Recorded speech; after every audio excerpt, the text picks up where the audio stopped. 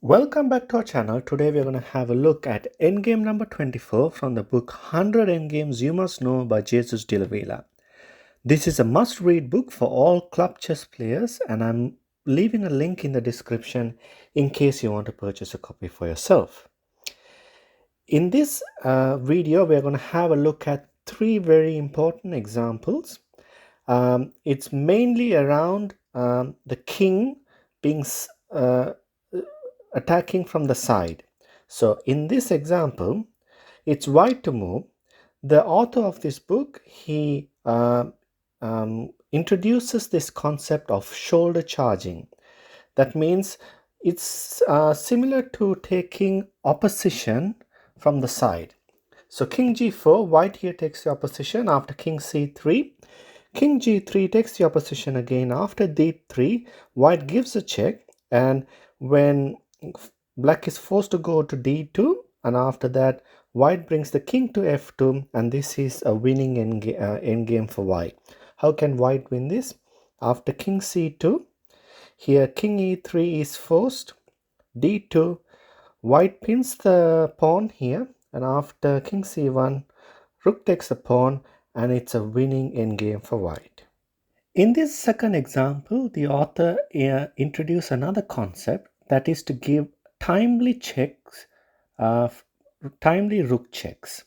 So it's white to move. White here gives rook f8 check.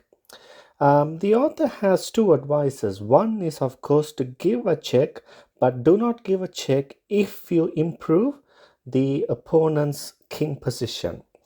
And another one for the defending team is to make sure not to bring the king in front of the pawn. If you do bring the king in front of the pawn, you're most likely going to win these kind of positions.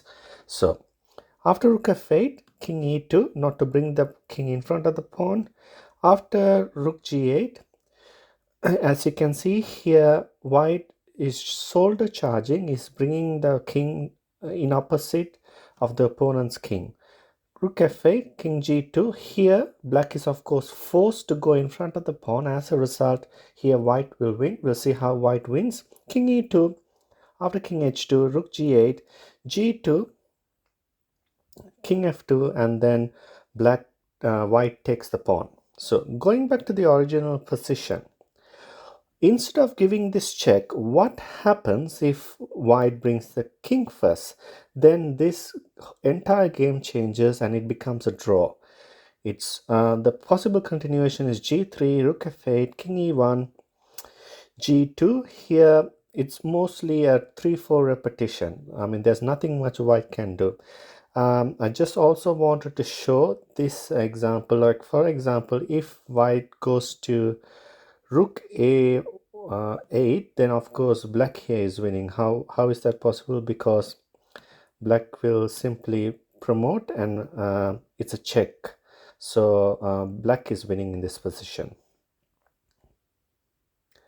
In this third example, we are going to use the two concepts which we had a look in the previous two examples and put it together. So rook a2, giving a timely check, and after king f3, rook goes back, here gives check, and here shoulder charging. The white king brings the king forward opposite black's king, and after king d1, white here goes for f3.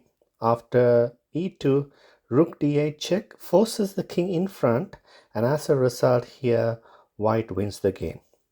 I hope you enjoy this video. For more videos like this, please like and subscribe, and it's bye for now.